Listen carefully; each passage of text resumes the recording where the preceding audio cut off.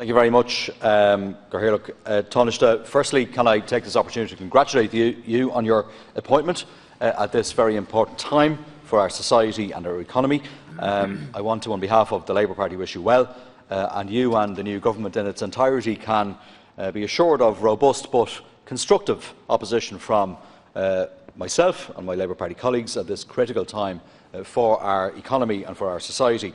And where we disagree with you, we will tell you why in robust terms, but more so we will seek to provide workable solutions and workable alternatives to your plans where we oppose them and where we critique them.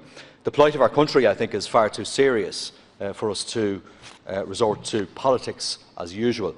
But sadly it seems, Taoiseach, that it is a case of business as usual in the Department of Business, Enterprise and Innovation in terms of the schemes that you are asking us to provide additional support for today. Yes, we all agree as a House that businesses, particularly our micro enterprises and our small and medium firms who employ over 1 million people, they need urgent support.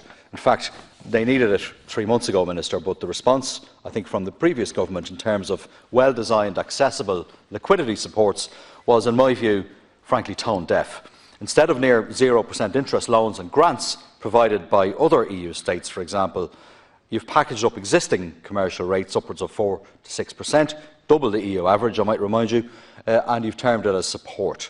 This is despite the fact that 0% interest rates are available from the ECB in order for us to provide better supports and cheaper supports to our businesses. Yet it appears to me that this government is still hell-bent on prioritising the profits and the margins of the banks, party state-owned banks, of course, over direct cash grant aid supports for our community businesses. I think, Minister, this strategy is akin to handing a drowning person an anchor instead of a lifebuoy. They will simply sink. In my view, the first thing I would expect from you is to re-examine the design of the current business supports that are available, many of which, in my view, are completely unfit for purpose.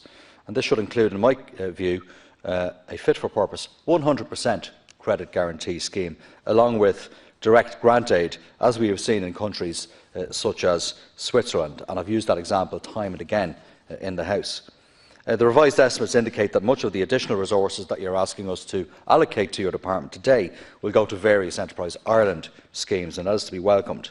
Everything that can and should be done must be done to rescue viable firms and support jobs. But, Taoiseach, before the Dáil gives the green light to this additional expenditure, I think it's important that we know how many jobs Enterprise Ireland and IDA believe we may lose this year, and therefore the number of jobs this additional funding will help to maintain and support. And I'm hopeful that you are in a position to provide the Dáil with those figures today. But this need for urgent business supports doesn't discount the need for social and environmental conditionality to be attached to these supports, particularly for large and already profitable companies. We have to ensure that we, the taxpayers, aren't subsidising the profits of tax-dodging firms who funnel their profits through tax havens, for example.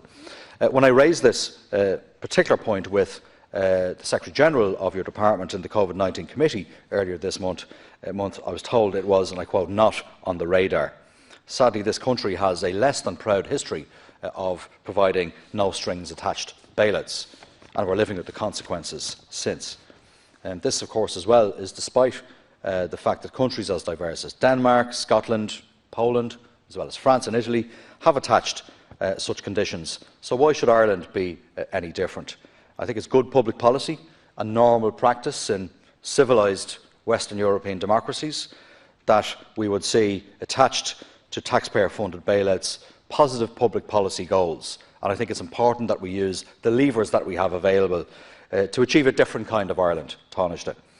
So I would ask you, and you mentioned it in your response to Deputy Horrigan, to make this a priority and to ensure that taxpayer not just gets value for money, but that a range of economic, social and environmental performance indicators and benefits attach to the enormous state funding that you are proposing to provide to businesses across the country to rescue business and to support and sustain jobs.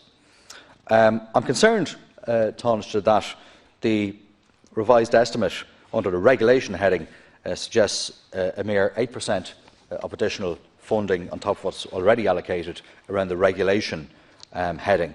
On Monday we entered phase 3 with thousands more businesses reopening and workers returning to their workplace. And I think it really is essential that we embed a culture of compliance with health and safety measures which are designed to prevent a second surge of COVID-19 at this early stage. I think the prominence of Health and Safety Authority inspections will be key in this regard. Yet you don't seem to have revised, or your department doesn't seem to have revised the output target for inspections with the same number of inspections accounted for this year as last year, and nor did the number of inspectors in the field seem to match the increased need for regulation. In the COVID Committee interrogation of these issues a couple of weeks ago, the Secretary-General of the Department suggested that there would be around 500 Health and Safety Authority inspectors on the ground over the next period of time. So, Taoiseach, can you take the opportunity provided for you here this afternoon to confirm the number of inspections planned this year compared to last in the context of the coronavirus? How many inspectors do you currently have in the field, and what additional cost does this entail, and if this is accounted for in the revised estimates you are asking us to support today?